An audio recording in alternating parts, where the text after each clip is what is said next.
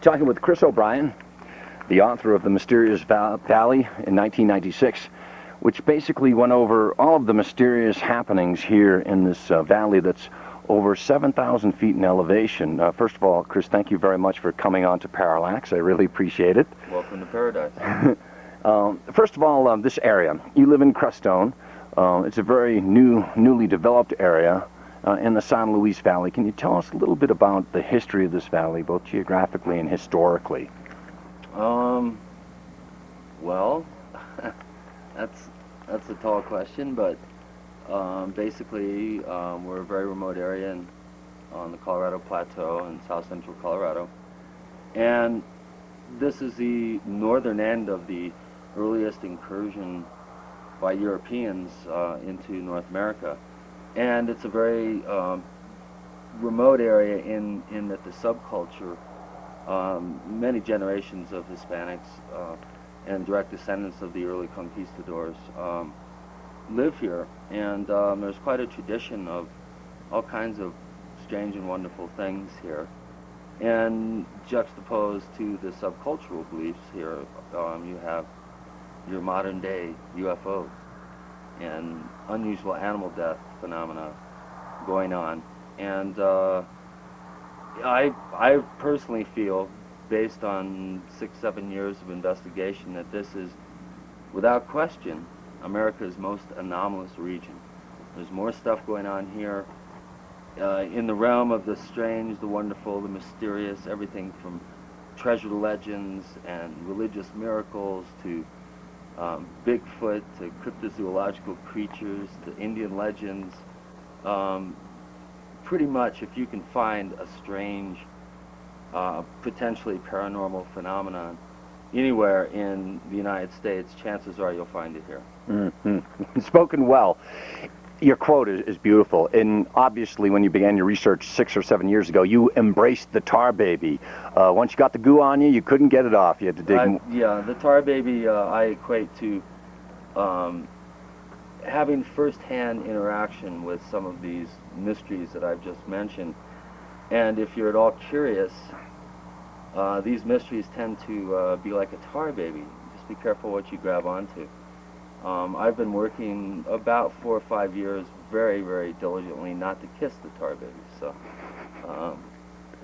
the tar baby's lips or rear end, I don't care. I'm just not going to kiss the tar baby. I try to be as skeptical as possible, and I do try to assume mundane explanations until the facts of the case prove the case extraordinary. Mm-hmm. And the wonderful thing about your book is you don't draw suppositions, you don't draw conclusions, you make slight inferences, but you allow the reader to make the decision for themselves. Mm-hmm. And that's what I thought from a refreshing standpoint. Along with your rules of investigation, this is what the third millennium must hold for investigation, as opposed to running off and spouting off some diatribe, like, for instance, Dulce. Well, prophecy.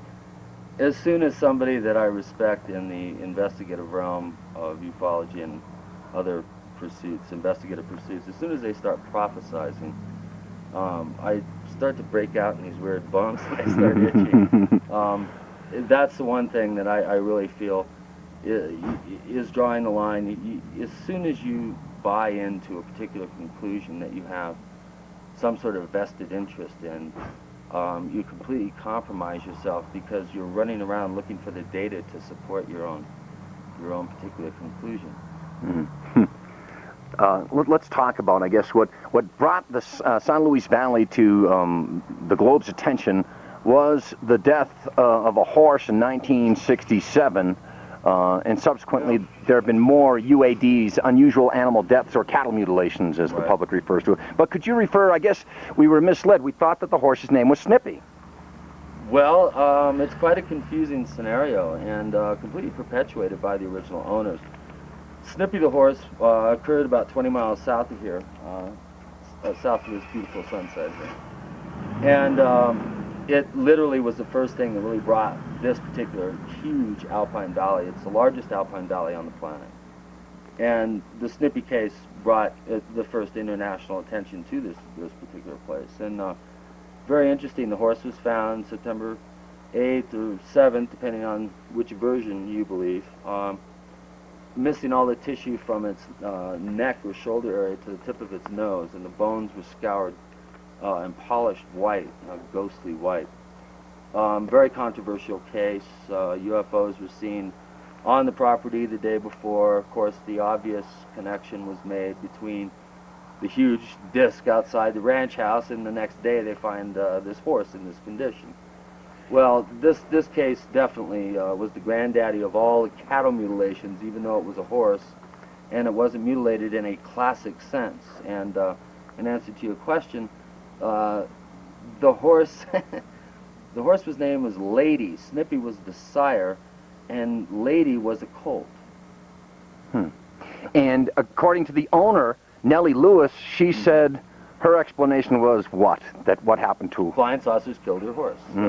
Again, it's kind of hard not to make the connection, especially since Nellie's mother saw a huge disc outside the ranch house the day before. So it's hard not to make the leap. But that put this place on the map, and since then, I guess we're going to have an entry. According to Guinness World Book of Records, they feel that this place has more unusual animal deaths or cattle mutilations than any other locale in the world. So for whatever that's, whatever good that's for, this is the place where all those weird animal deaths occur. Sure. There was lot of 'em. a flap or spate from 75 through 78, and it brought into, I guess, was that during when Lobato lost his head? Could you? Yeah, that was the second and third week of October 1975. Emilio Lobato Jr., a rancher just above the New Mexico border here in the valley, lost 49 head of cattle in 2 weeks. An investigation ensued, and 17 of the animals were mutilated. The rest were shot or stolen. Didn't know aliens carried 30-06s, but oh well. All you true believers out there, there's more going on in the realm of the mysterious than meets the eye, believe me. So after the flap subsided in 78, there was another flap in the late 80s to early 90s? It's percolated along. We had quite a number of cases in 93, 94, The three 95, 96. I mean, we've had quite a number of cases. We've had this year 4 reports. Of course, I don't have the forensic proof to back up high strange claims about these cases, but if you look at the videotape, you'll see that it's kind of hard to deny that they're pretty strange knife wounds on there. Let me just try the light here for 1 sec. Does that bother you? You sure? Nope. It does. Let's talk then about the 3 teachers who suffered, I believe you said 17, 18, 19 head respectively or something like that. And you put teachers in parentheses, this being a very holistic place, spiritual place, where you have spiritual guides, different forms of religion, different forms of lifestyles. Here in Crestone, the rest of the valley, how would I put this diplomatically? The rest of the valley is about 50 years behind everybody else in the country. It's a very rural area. The Spanish-speaking people have their own dialect of Spanish here that's pretty hard to understand if you're classically trained in Spanish, the Spanish language. And I must say that the spiritual traditions go all the way back, probably thousands of years, to the Native American population. It's a very sacred place for the Native Americans, and as a result, I think, of that type of energy, which is definitely here, just ask your host there, we now have quite a number of spiritual communities here in the community that I live in, and it is, if you can stand the silence, it's a very, very beautiful and wonderful place.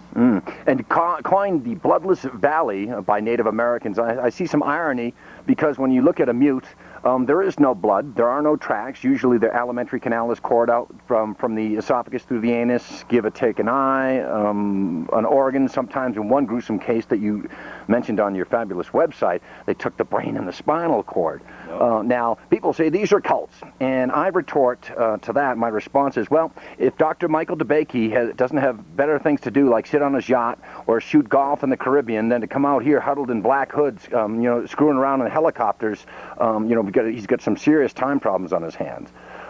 This is the mysterious part. Yeah, and we don't have enough time to even begin to scratch the surface. The animal death phenomenon is, I think, the greatest unsolved serial crime spree of the 20th century, rapidly approaching the 21st century, and it's only without the intervention, really, and the investigation and the analytical process that you can bring to a case like this with thousands of pounds of physical evidence. It's only through hard science that we're going to finally ascertain what it is that's, behind these animal deaths and how they're doing these particular strange cuts on these animals. Granted, a number of these cases reported as being high strange are actually unusual scavenger action. I've seen scavengers do amazing things to carcasses, but this is a true mystery. I don't care what anybody says. I've got finally interested quite a number of people in the scientific and law enforcement communities to help me out, trying to gather data, analyze the data, and come up with some real hard proof and conclusions based on analyzing this data. And we need to establish what it is that's out there in the pastures, killing dozens, possibly hundreds of animals. It's quite a mystery. It's becoming an alien drive-through, a snack bar almost. I know you don't want to make the inference there, but given that we have no earthly explanation at this time, it would... Well, we don't have a hard, a cut and dried explanation that's going to hold, the whole bucket of water, if you will. Every explanation has as much data to counter the explanation. So I think it's quite involved. I feel there are multiple groups involved, each one with their own agenda. Maybe some of the agendas overlap, but there is an ancient, I think, root element at the core of this phenomenon, and it may be responsible for why man sacrifices animals to the gods. True, good point. I do feel it's a true mystery. It's only with veterinary pathology and good law enforcement that we're going to be able to collect enough data to really come up with some real, I think, concrete answers. And it may not even be in my lifetime. I guess somebody likes lip and eye stew or something. How many would you say UADs? Over 300 that you've cataloged since 1967? Yeah, just in this valley. And let me segue into a man by the name of Jack Taylor, and then after that we'll brush on helicopters. But I guess the link between Taylor is that, well, let's converse first. A lot of people claim to see helicopters in this area. Yeah, and if they're dark-colored against the sky, they're black helicopters. Ooh. Thanks for saying that. Every helicopter's black, Chris. I've been reported in the large newspapers being a black helicopter. I had law enforcement officials chasing me on the ground. Little did they know I was just videotaping in a dark purple helicopter that was plainly marked. So a bit of a misnomer there, just like you mentioned bloodless incisions.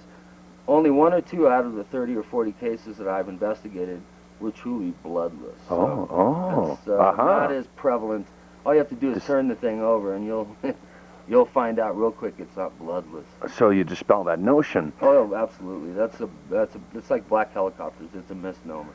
Yeah, and I flew into Kirtland, okay, and I sat on the right side of the aircraft solely so I could photograph black helicopters, Pavehawks, Jollies. They train them out of there. And of course, when I pull in, they only had the Jollies. Last year, when I came into Albuquerque, they had that C-130s.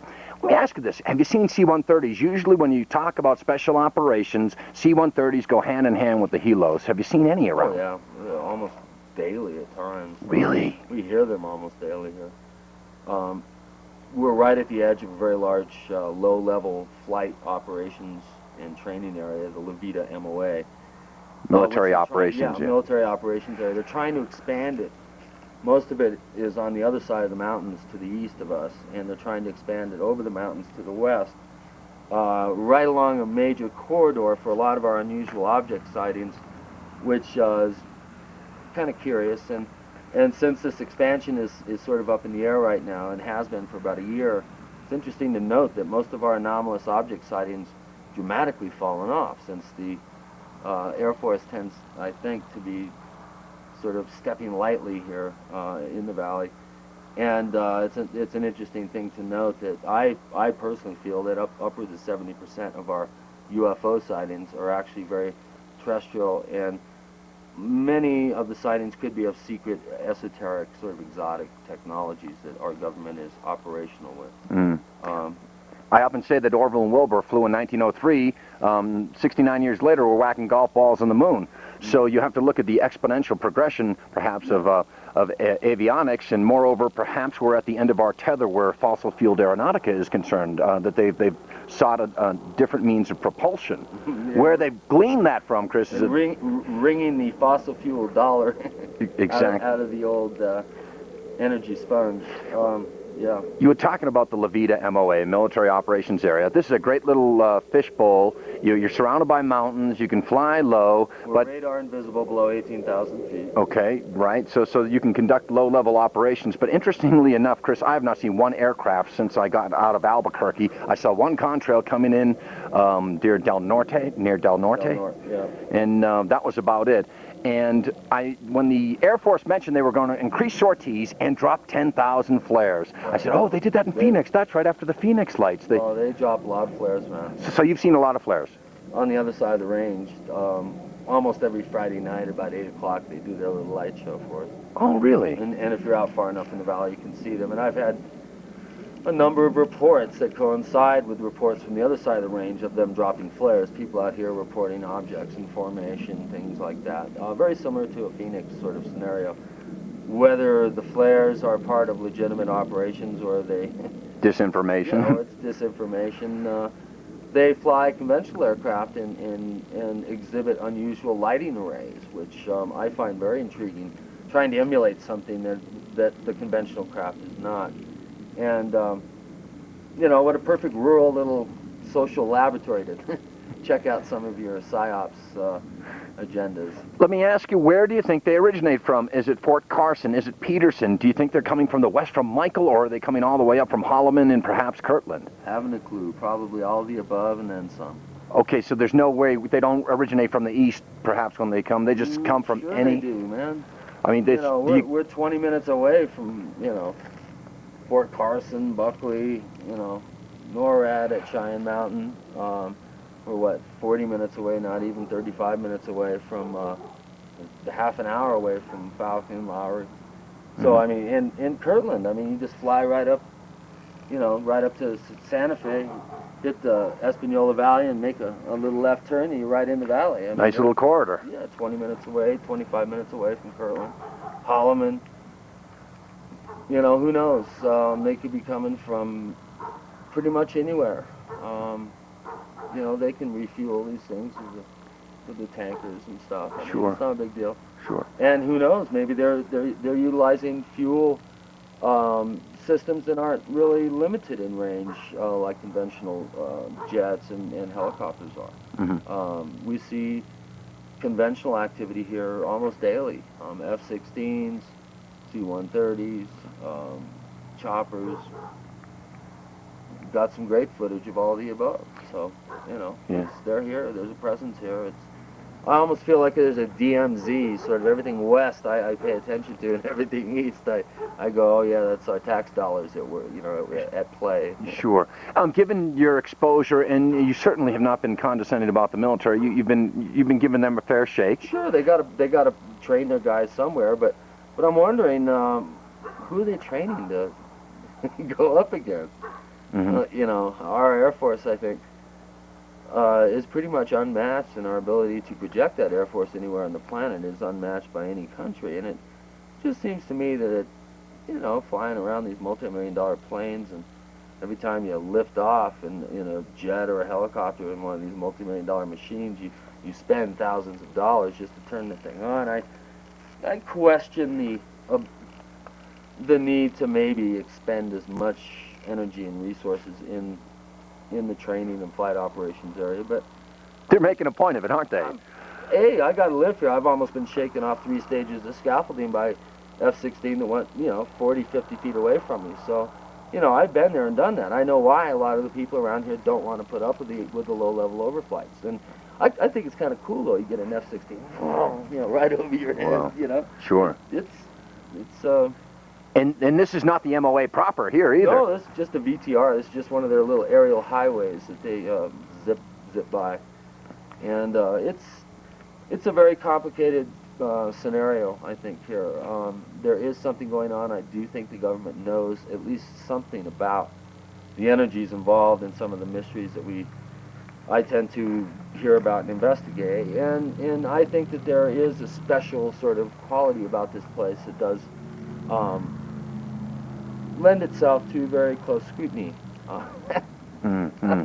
Let me ask. We say. Let me ask you: have you been harassed by the military at all? Has an Air Force?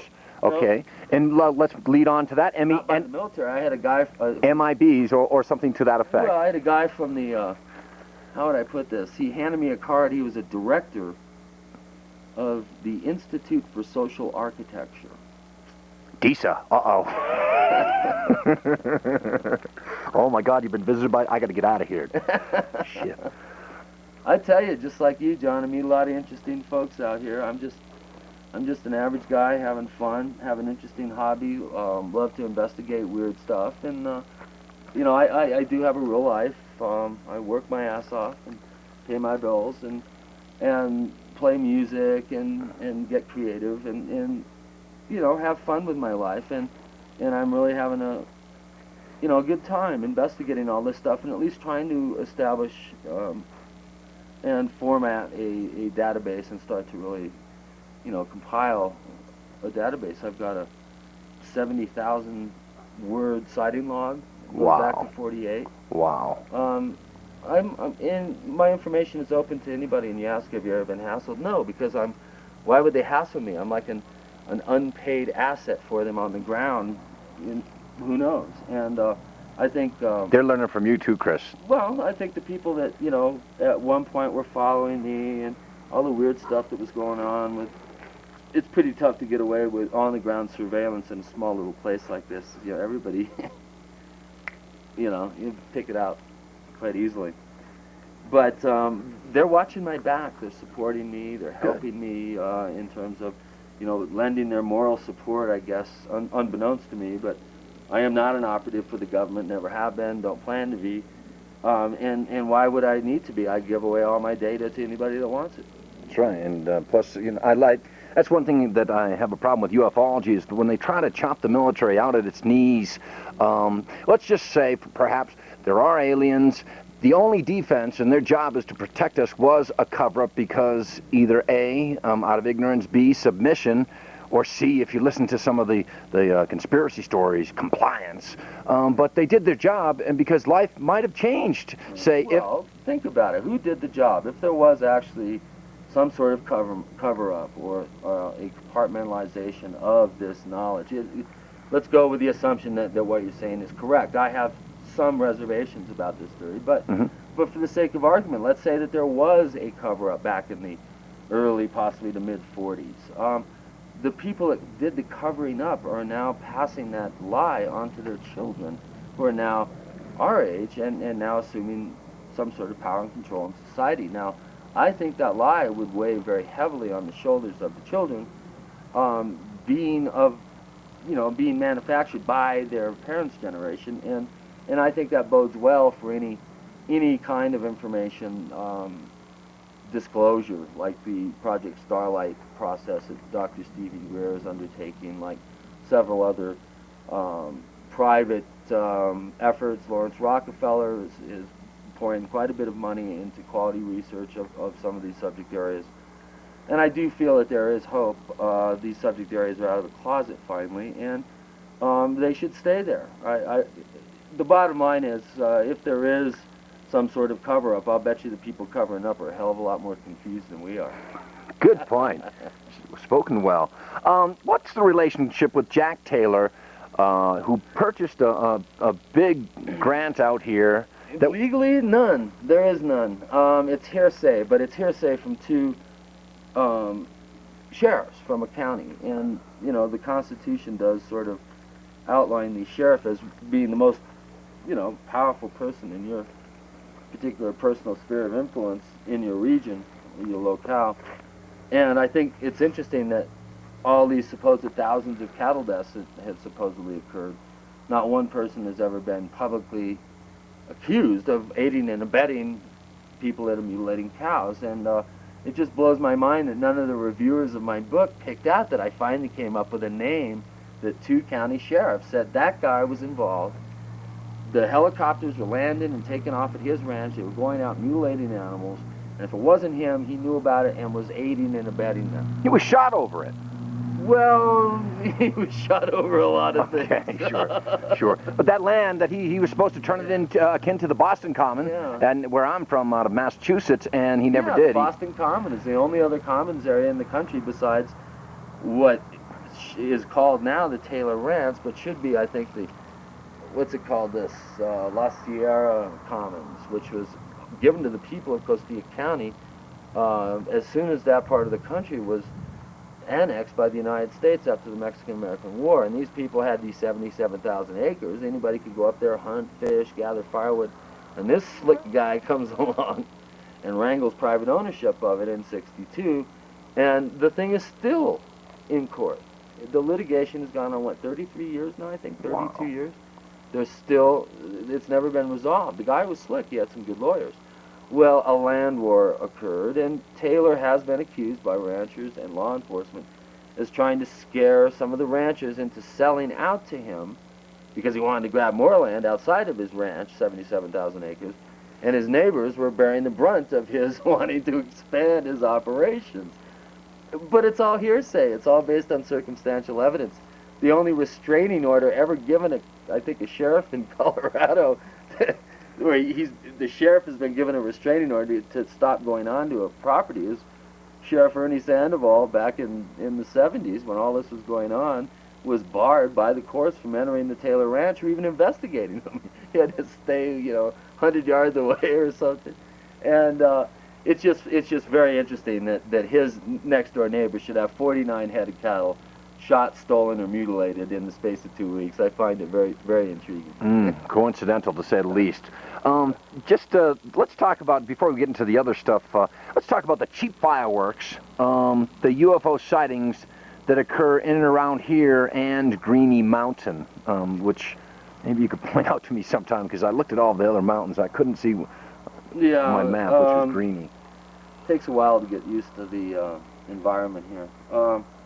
Well, I think that as with any other place in the planet where you have major plates or thrust faults and lots of tectonic energy, kinetic energy, along earthquake fault zones, strange fireballs have been spotted, akin to a piezoelectric plasma sort of electrification, ionization of air type effect. And I think that the history of these fireballs here, I've documented all the way back to the conquistador times almost, and there is quite a tradition here. There are witches traveling from place to place, is what the local interpretation is. And the cheap fireworks, I think, may be akin to that. I've seen them as close as 20 feet away. It's definitely not a shooting star. I've had people have to duck from them. I've had them actually chase people through the woods on a clear night. It's not ball lightning. It has a very strange quality to it, completely silent, often smoking. It may be some sort of plasma energy. And You're saying no intelligent control, then? no, not to my knowledge. I mean, there's some pixie lights that tend to follow rivers and come and check you out, go up and down you and check you out. We've had there are places in the valley where these types of lights are reported. And in fact, just near here, about 4 miles away up at the campground, there's a red pixie light that sometimes comes out, and most of the time during the day, and follows people up the trail.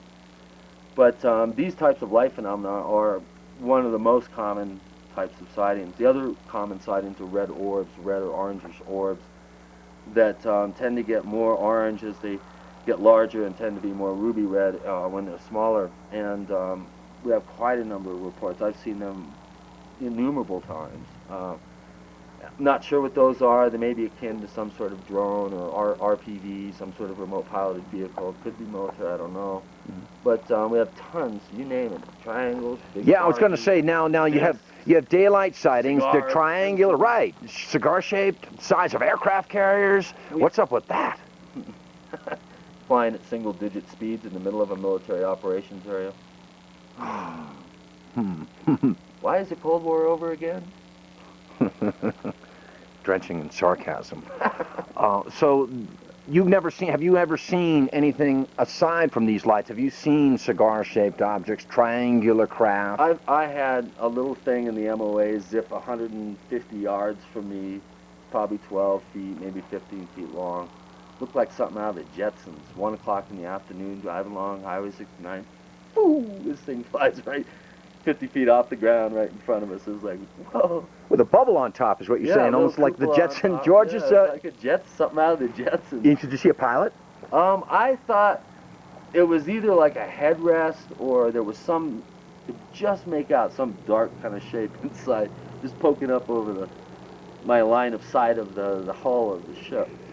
But you're right, UAVs, unoccupied aerial vehicles, they're experimenting with these drones. You don't lose a pilot. It doesn't look anything like any of the RPVs that I've seen, and I've got quite a list. In fact, I've got a pictorial that shows you all the main ones. And unless it was some secret one, this was September 92, I think, yeah. Mm-hmm. And I've seen just, I mean, you name it. I've seen lights. I saw a delta-shaped, kind of a boomerang-shaped thing fly just outside of town. Do a falling leaf, first time I ever saw that. People report stuff when we have sightings, like in my book. It just goes day after day after day. It might skip a day or two, go to the following week, and then day after day, and it just reports. And most of my good reports, and a lot of my reports come from law enforcement, because I tend to be an unofficial deputy that helps them out. Sure. When things are hopping around here, they don't have time to devote to, doing official UFO reports on the community. So oftentimes they farm witnesses out to me if they're willing to talk. And the people know what they're seeing. When I was in Gulf Breeze, they were oohing and ahhing at car taillights out in Santa Rosa Island, on little red lights on boat masts, and one woman was screaming about a radio tower. And I tried to tell them, you've got Eglin Air Force Base, which there's some really neat toys there. You've got Hurlburt, where SOGs go out of, and then throwing Softly and Whiting, Pensacola NAS, on and on and on. And they refuse to listen or equate anything with those bases. And by the people down there, Chris, that's fine by them. That's fine by the military. Well, again, any good ufologist or anybody that has anything to do with this subject would tell you that about 90% of your reports have some sort of plausible, mundane explanation. Whether it's celestial in nature, bolide, ball lightning, some sort of, geophysical or astrophysical effect, one thing. Whether it's a misidentification of a conventional craft, a plane, a blimp, a weather balloon, weird sundogs, cloud formations that mimic UFO shapes to the human mind. I mean, there's lots of explanations, and any good ufologist should be able to explain away 8 or 9 out of 10 of these sightings. But there is a 10 to 20% core of sightings that are absolutely impossible to deny. We're now getting more and more photographic evidence. The age of the camcorder. It's inevitable that at some point in the not too distant future, we're going to be getting some very credible photographic evidence of these objects that tend to fly around unchallenged in our airspace, much to the chagrin of our Air Force and intelligence agencies, probably. But I think with the age of the camcorder, we're going to see much more evidence coming out, and it's going to be harder and harder for this subject to be shoved back into the closet. It's out, folks. The average person, 60% of the average, American public thinks that there's life out there, and that possibly the government has some knowledge of it. So it's like everything else. The more you dig, the more dirt you uncover. So there's a lot of people out there digging. Yeah. Let's talk about manifestations, the way that UFOs possibly can manifest themselves in many ways. You just mentioned several examples. Do you think they can manifest themselves as helicopters, Chris? Or sure. do you have any evidence that Why would... not? I mean, and it doesn't even need to manifest as a helicopter. It could be a holographic image. Don't you think they're almost making fun of the military, though? I mean, is it almost like poking fun at them? Like, well, yes and no. I mean, again, I don't pretend to know, but there does seem to be some credible reports out there of helicopters morphing into spheres, or spheres morphing into helicopters. Spheres emitting helicopter-type sounds, but being a sphere, a silver sphere.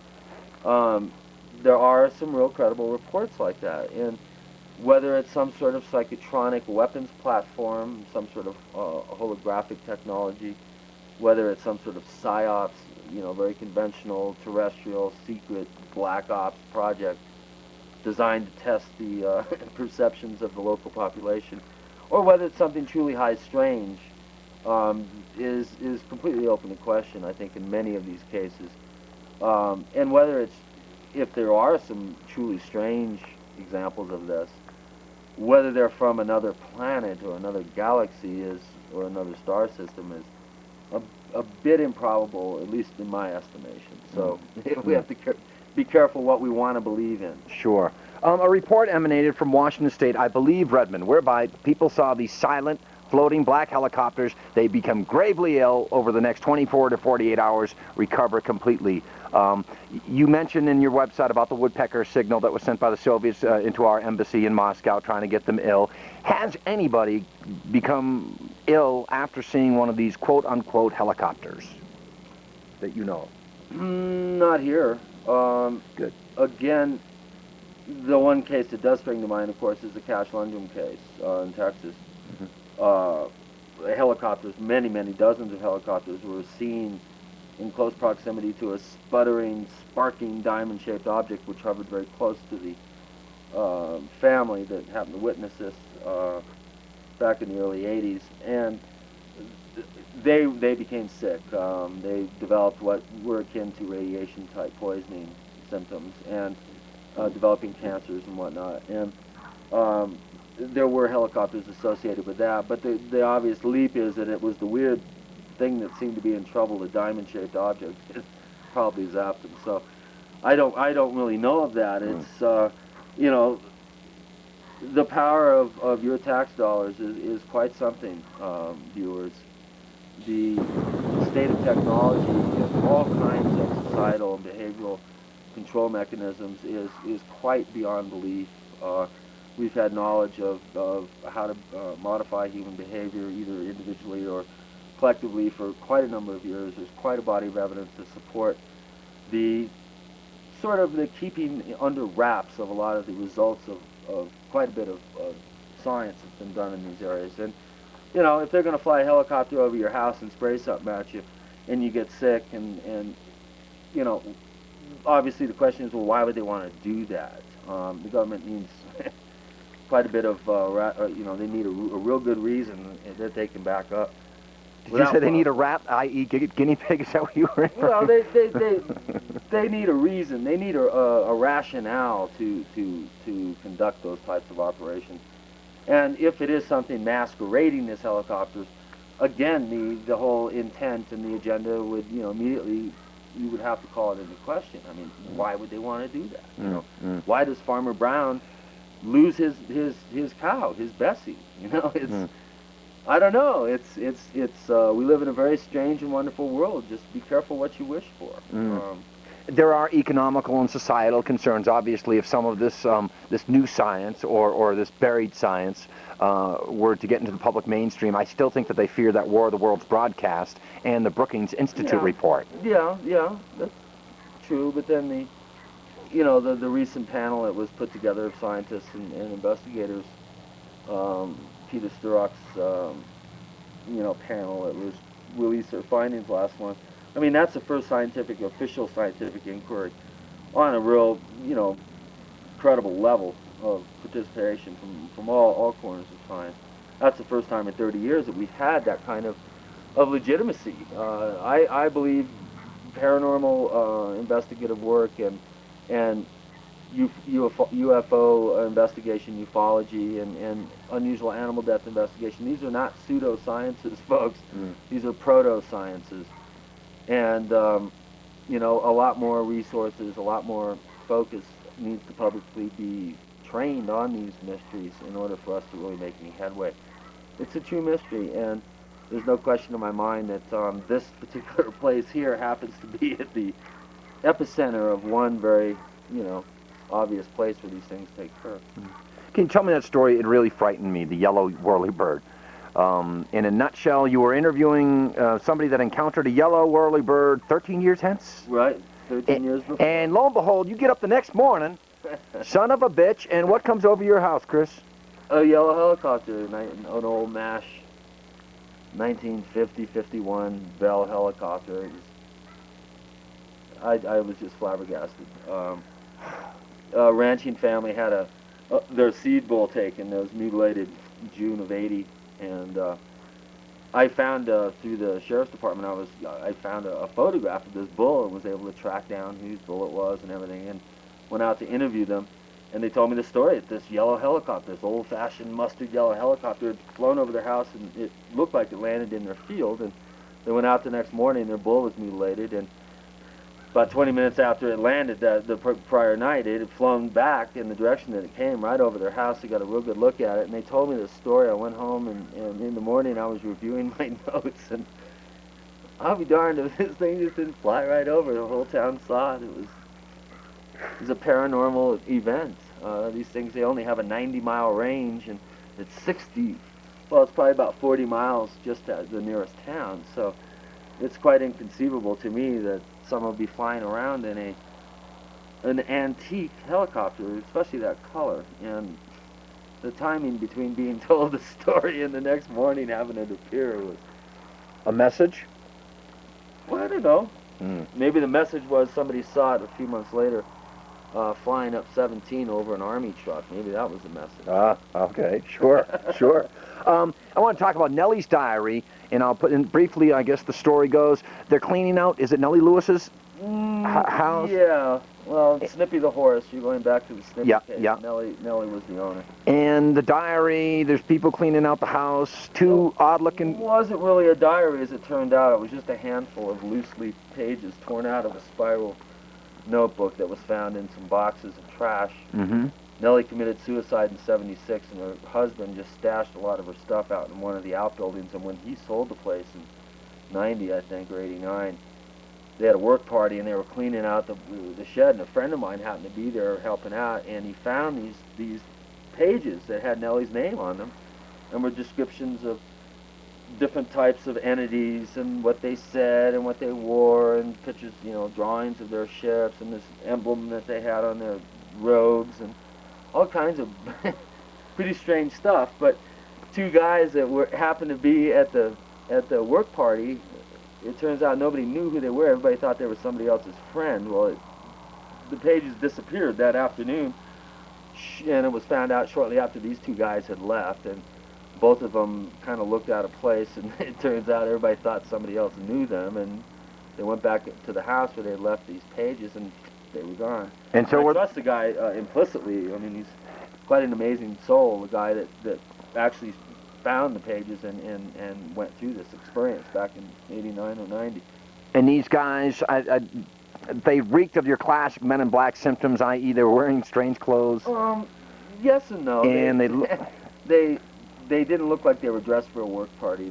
I think they had good shoes on and slacks, and it's kind of a strange set of circumstances. And but then that's just one of thousands that I've uncovered here. Sure. It's amazing. I wanted to ask you about Russian tanks that were seen on a train. Let me just back up a bit.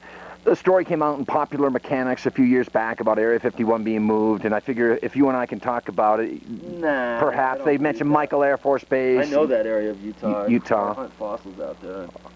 That's no new Area 51, no way. Okay. They shoot missiles, cruise missiles from Fort Wingate, and shoot them up there and land them south of Green River, Utah. But there's no, to my knowledge, there's no base. I think it's the 5th largest Soviet air forces in the United States. They ran red flag games out of Nellis for years, so it only makes sense that they hit their... I have reports of MiGs being seen here. The dogfights, right? I mean, as far as were they in patterns, i.e. being chased? Chased by some American fighters. Okay. So maybe, yeah. Okay. So, wanted to move on regarding some odd cattle behavior. The mournful moo was a great story. Another one where you said the gruesome mutilation where the cattle circled. I believe I may be confusing it where... Yeah, that's the one. Yeah, it was my first real case that I went on. It was really fresh, 7-8 hours old. I was there very soon afterwards. It was just over 100 feet from the house. Inconceivable that this could have happened in as it turns out, in the space of less than 2 hours. the cow had a calf at about 3 in the morning. They went out to check the calf just before 5 in the morning, I think. And its mother was mutilated. And I went and videotaped and did an investigation, obtained some samples and whatnot. And the rest of the herd at one point came over, galloped across the pasture when the lead bull of the herd had come over and sniffed at the carcass. Finally, normally cows act pretty weird around dead animals to begin with, but the bull just went moo. Wow. It's the most heart-wrenching moo I've ever heard in my life, and there's 7 or 8 ranches sitting here with their mouths open. And the rest of the herd comes galloping across, and they all started circling the carcass, pawing at it with their right hoof and going moo as they're circling around clockwise. And these seasoned ranchers had never seen anything even similar to My that. batteries had just ran out. I wished I could have videotaped that and then looked down the line. They're all standing in a line going, Wow. it's Wow. a classic Hollywood shot. Excellent. Any abductions or missing time stories? I had an hour of missing time coming out of Taos, and that was the reason because I didn't set my clock when I landed in Albuquerque, so, and I didn't realize that. But are there a lot of abduction accounts coming out of here? Unlike the cities where they seem to be a dime a dozen these days, it's probably that in that you've got some weird relative that has weird, I don't know. You're saying you're saying you'd very rare that people report that stuff. I've had some. Okay. And I have investigated a number of very credible claims of abduction, claims of visitation. In fact, 2 houses up, there was a woman that had a very interesting encounter a number of years ago. And unfortunately, because the chapter didn't really fit with the rest of the material, I was going to include a whole chapter on some of my abduction investigations, but I think what I've opted to do is I'm going to flesh out the material with more facts and more insight into the cases and actually write a book about them. Incredible. One gentleman was shown the whereabouts of two lost Spanish treasures, one undiscovered vein of gold in the mountain, natural, and one lost robbery hoard of quite a bit of gold in all of the 4 locations. And he was shown this by what he called were aliens aboard a flying saucer. And a Mensa, brilliant man, highly intelligent, very evolved, and just an incredible story. Can't wait to help him dig up his gold. Well, he knows he's finally ID'd all the spots, and he's trying to get treasure rights to get wow. to get in there, and just an incredible story. That alone would make just a fascinating book. His journey over the last 3.5 years to find the location of these hoards. He was unable to ID the spots because he was up in the air, several thousand feet. He's shown this. And he had to get his bearings on the ground, and he's finally ID'd all 4 spots. A very unique, very, very unique story. There was one case that Jacques Vallée mentions in one of his books, the Villalobos case, not Villalobos, but a Spaniard who supposedly was given gold in exchange for milk and foodstuffs by aliens, and he would spend the gold in town, and there's quite a bit of corroboration that he did come up with these weird gold artifacts, and so.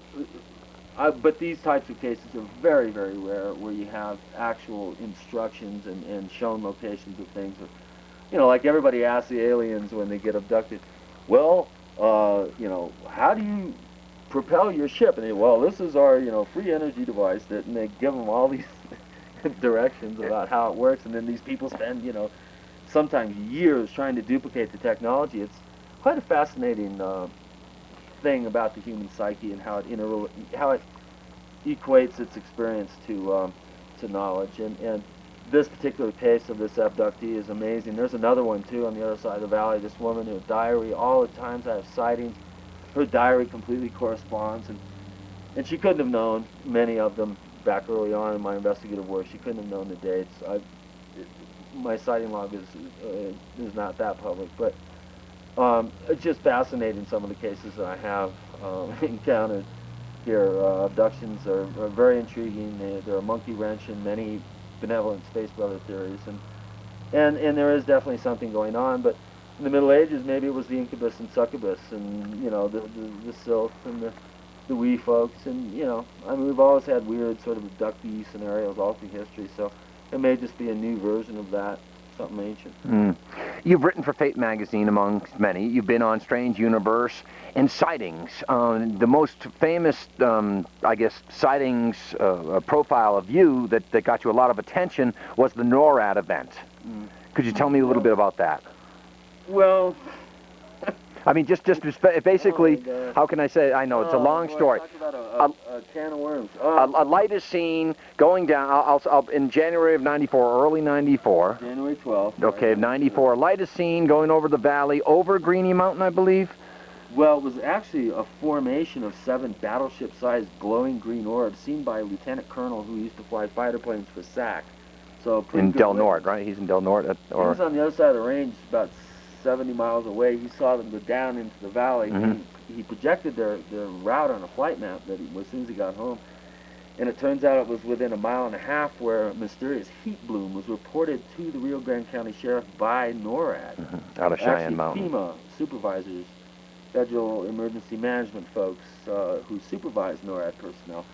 And they picked up on the DSP spy satellite a few acre-sized heat bloom in January on the north side of a mountain at 8,000 feet. Or actually 10,000 feet. So they went and searched for it, and they couldn't find anything. And it's interesting that 2 hours after the event was logged on the NORAD scopes, that's when the formation of objects was seen by Lieutenant Colonel in a minute. Very intriguing story.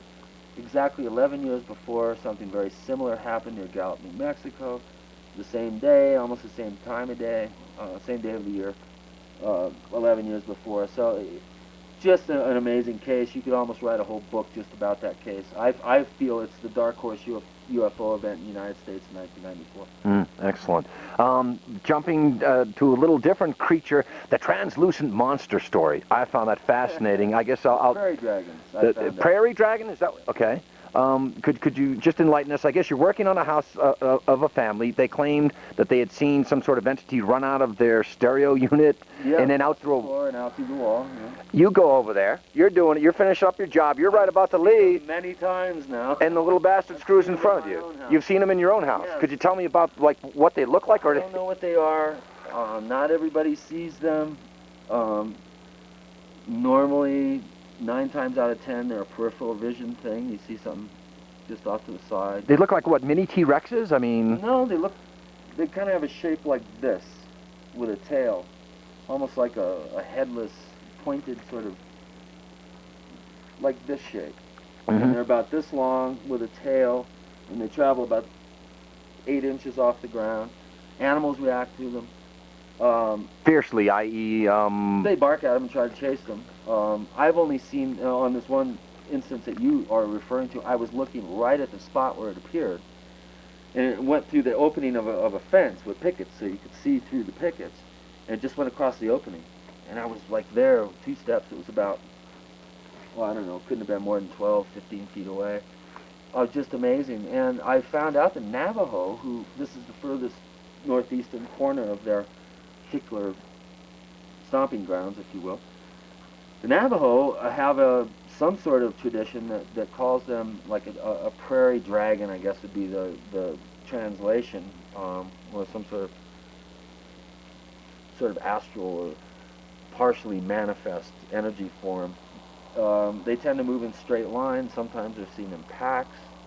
I've had people slam their brakes on when a whole pack of 15 or 20 of them ran across the road, and they thought it was some weird, herd of animals, little mini animals about 2 feet long. But you can see through them. You can see through the ends. Like, you can't really make out the tail. It's like it's almost translucent. In the head, I've never been able to really see if they have a true head. But the middle of them, the body, their meat in their body here is you can't see through it. It's opaque. And then the rest of it is, at the ends, is translucent. And they move like this. They kind of move almost like, I don't know how to describe it. And they skim? Yeah, they undulate. They move like this. Sure. Some people have called Fluid. them like iguanas. They look similar to iguanas, but more streamlined. Have no idea what they are. Many people see them. A lot of people don't realize that they see them. I thought all those times I was seeing cats, rabbits, birds, some sort of, moving thing in my peripheral vision. And I always wonder why whenever I looked around I could never see it. And finally when I start getting these reports from people saying, have you ever seen, one of these things? And it's like, you scratch your head and look at them, but it's kind of hard to argue with some of the quality of witnesses that we have around here. Quite highly. They're down-to-earth folk, and very intelligent. And they're people of their word. Yeah, it's very difficult to argue with stuff, especially if you see it yourself, and then other people call you and ask you, by the way, did you happen to just, yeah, I was outside and I saw it, Chris, I gave you a card before we started taping, the Bay State Bigfoot Society, the BSBS, twice the BS of your average Bigfoot organization. I recently uncovered some Bigfoot stories, again, secondhand, third-hand, ambiguous, they smack of a yarn, but in southwestern New Hampshire.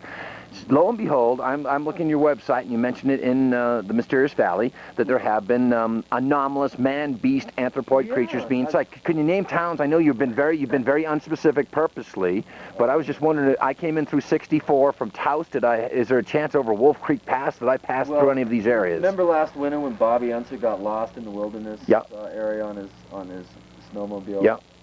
It's 10 miles north and about 3 miles east of there. Okay, so I have to go back and look up and find out and go to the AP and find out about Bobby. Yeah, near Terrence Reservoir, let's put it that way. Okay, near Terrence. In San Antonio Mountain. Okay, cool. And it's where most of the sightings. 7 square mile area. And, people want to scoff at you when you say white Bigfoot, but a friend of mine in Ohio, Don Keating, has videotaped a white 7 to 9 foot creature twice inadvertently. He left his camera running. Really? He's got one case where he's walking up the road filming some wildlife, and the camera's running. You see this fleeting glimpse of this creature amble across the road. Then he's got another case where there's the Bigfoot researchers looking at broken trees on this lake, and lo and behold, he gives the videotape to one of his researchers. She looks up in the corner of the video. There's this white thing just loping away. Freaky, man. And when you said that, that's why... Well, yeah, we had a real good report right before the NORAD event. We had about less than 2 weeks before, we had a series of consecutive reports during a week, the last half of the last week of '93 and the first half of the first week of '94, and it was quite interesting. One of the reports was of a brand inspector, a cattle inspector in New Mexico, happened to see one clamber up a hillside on the south-facing side of a hill, so there's no snow, and he said it was a white Bigfoot. He went back the next day to try to duplicate the feat. It said it took about 20 minutes to get up there, and it took him all day to climb the same 20 feet. So, it's tough to argue, again, with trained observers when they see that. I have a team of biologists that are here right now investigating a pair of Bigfoot that are over by Terrence Reservoir. Some very interesting folks coming from a fairly prestigious school in the Midwest. So, studying the Bigfoot, right? Yeah, right. He's seen him himself at his cabin up there, so he's not just relying on some anecdotal information about these creatures. He's actually had them eat a box of his apples off his porch of his cabin up in the woods. Sure. He's a believer, and he's convinced his field biologist buddies to come along, and they're here right now. And the terrain would lend itself as a perfect habitat to a creature that wants to be secluded with an abundant food supply. Just in the valley, it's one person per every 7 square miles. That's not even taking into account millions and millions of acres of forest here. So these are valley sightings. I thought they were northern New Mexico, south of Wheeler Peak. There's I don't know. They seem to be around areas where there's cavern systems, and anywhere you have a cavern system in the valley. We had one they named Bogie that was seen here near the Independence Mine back in the 20s. They even named the darn thing. It would sit there outside the campfire, and they'd leave it food and stuff. And as, of course, I wasn't there, but I've done some research, and we do have a tradition of them here. Again, most people just think, yeah, Bigfoot, right. After you hear so many different kinds of weird events, I mean, Bigfoot is one of the tame things. Exactly. Yeah, I was going to say, right. They're kind of cool, actually. Absolutely. Man-beast They're seen all over the country, including Rhode Island. 48 out of 50 states. Yeah. Well, actually, there are reports that have come out of Rhode Island. A couple that I got out of Providence Journal Bulletin of walking bears. So I can't say they're Bigfoot, but bipedal bears. But like you said, some people, the Bigfoot argument, is it man or ape? Is it terrestrial or non-terrestrial? Any opinion there, or is the jury still out? Well, I don't know. Francis Crick came up with the idea of transpermia, and if you know, I think alien visitation of this planet is a big deal, and it only happens very rarely, and when it does, the influence and the obvious impact is just slingshots humankind forward. It may, Zechariah Sitchin's work, the Earth Chronicle series, about the rise of the Sumerian culture and the rise of urban man. There's a lot of information, I think, that would indicate that we have been visited, but it's a very rare event. When it does happen, I think it's quite dramatic. I just have a hard time believing that little gray aliens from Zeta Reticuli are doing medieval experiments under a level of technology of where we're at medically, and still not finding out what it is that they're looking for. And if it is a hybridization program, I think it's very anthropomorphic of us as a closed system to believe that any other closed system is interested in us. Right. Right. Exactly. To the extent that people say, I'm an experiencer. I've seen the little guys. I've been close enough to touch them, and they're real. Whether they're from another planet, whether they're from under the ocean, whether they're us from the future, whether they're multidimensional, whether they're ultra-terrestrial, meta-terrestrial, it doesn't matter. They're here, they're interacting with us, they're lying, they're conniving, they tell us false things, they make jokes at our expense, and they run probably our intelligence agencies through many hoops. And I find it very intriguing that we've had reports of this type for possibly thousands of years, of playful entities that make no sense, that do all these weird kind of prankish things to us poor humans, and I find the traditions all around the world lend itself to a supposition that it is something that's here. It's as much a part of this environment, this closed system, as we are, and it's again very anthropomorphic of us to assume that something is visiting us from another planet. Right. The postulate that we're the most intelligent, or that I believe in life elsewhere, but they haven't visited here. The supposition is there that you're the most intelligent entity in the universe. How arrogant! I mean, who knows? There's probably quite a collection of life forms out there in the big cosmos. But I just think it's very anthropomorphic of us to assume that we are important enough, or we're evolved enough, or whatever criteria there is out there, if you believe in some sort of prime directive like on Star Trek, that they're not supposed to be evasive to maybe not as advanced cultures or worlds. I just find it very anthropomorphic, again, for us to believe that we're important enough to be the focus of these multi-generational abductions and stuff. Even though they're real on some level, I'm not arguing that these things aren't happening. I'm just saying that I feel that the root cause or the players with the agendas are a lot closer to home. A la Jacques Vallée and John Keel and Ivan Sanderson and a few other very unpopular investigator researchers. I think they're great. Yeah, but they're not well. They're not evil reptoids raping my daughter type, Geraldo stuff. And unfortunately, there's a big market for all the sensationalism in this culture. And I believe the true root causes of a lot of these mysteries are a lot more mundane and a lot closer to home, I think, than most people would wish to believe. Sure. That way. Sure. We hear thunder in the background. I've just come from Taos, home of a mysterious hum. Do you have any mysterious hums or mysterious phantom hums or mysterious booms around here? If you could tell me about those. Yeah, just had some. Let's see, it would have been 2 weeks ago Tuesday. Had some. The whole was heard from Pagosa to here. Series of 5 booms, I think. We have hums reported. Droning sounds. These things have been reported all the way back to Dianza, supposedly, the first conquistador to come up into these mountains. Saw weird lights and heard weird, low-pitched droning sounds.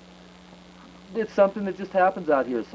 Some people tend to be more sensitive and hear it all the time. Other people don't hear it all the time, but hear it sporadically, and other people are just oblivious to it. And they're probably tuning it out because they have loud kids, or maybe they can't hear very well or something. You've heard it? Oh yeah. Oh, I personally heard it once that I know of, and I had a report from somebody a quarter mile away that night that heard it as well. An idling engine? Yeah. I thought it was a truck coming up the hill, and when I finally did hear a truck, I was out skywatching up on the hill. When I did hear a truck come, it sounded nothing like this, and it just sat there, kind of vibrated. But I felt it more than heard it, really. I came from Dulce. I didn't find any anomalous shafts. White? No, I did not. I got blown off, and in fact, I had a Native American I was supposed to interview. I got blown off there too. So, the Dulce, the tradition has it's an underground base, whether it's American, alien. I didn't see any markings, telltale signs, radar dishes, jagged antennae. So people then like to infer that these mysterious hums and booms are underground mining, when in fact they could be seismological events. Yeah, well, we have an aquifer, one of the largest, in fact, the largest high-altitude freshwater aquifer on the planet. And this valley, this thrust fault of the Sangres, has created this huge valley. It's about 15,000 feet down, and it's filled with immense caverns that are filled with water, and sometimes they collapse. And I think some of the booms that people hear here could be underground caverns and underground aquifer systems collapsing. Let's talk about this. This is really cool, and you mentioned on your website about ghosts in the area. Mainly, I liken it to the Devil of Devonshire, the New Jersey Devil. You know what I'm leading to here. If you could tell me the one first about the guy who loves to dance, and he's a hip dresser, and then the chick who hitchhikes. Oh, yeah. Old Scratch, yeah. He's quite a debonair dude.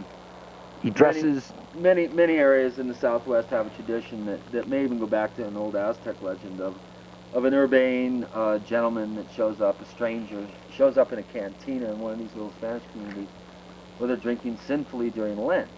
And oftentimes the reports are on Good Friday, on the day supposedly Christ, died for our sins and all that. And in the Catholic tradition, very pious, you're not supposed to party and carouse during the 40 days of Lent, 40 days before Easter.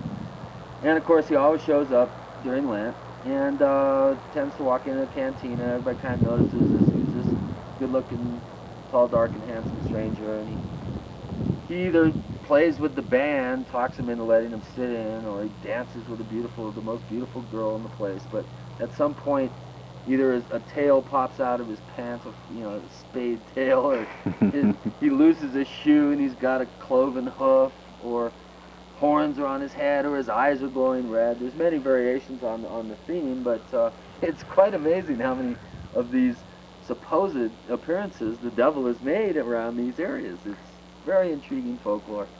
It's an urban legend that has its roots, like I said, that could go back to Aztec times, and there's La Llorona, the Wailing Woman. There's many traditional things, but I have uncovered the ultimate haunted house, and they finally just let it burn down because it was so just wild. Which I cover extensively in my new book. It's one of the most amazing haunted house stories I've ever heard. Every owner killed himself, and many of them killed most of their family that lived in it. Very bizarre place. Wow. And the gentleman who reported picking up a female hitchhiker akin to the woman that you see outside of Chicago near a graveyard. Oh, yeah, the mystery hitchhikers. That's kind of, I think, could be... It's similar, I think, traditionally to the Old Scratch or the urbane devil legend. But it also may have an offshoot sort of root in the Navajo and other southwestern Indian traditions of a mystery hitchhiker. We've had many reports of old men hitchhiking, and when you slow down to pick them up, they won't get in, or you slow down to check them out, and then they'll start running. They'll keep up with the car. I've had people going 60 miles an hour with this old guy running right next to the car. People being followed by an old man or an old woman. Oftentimes they're dressed in a red or off-red colored clothing.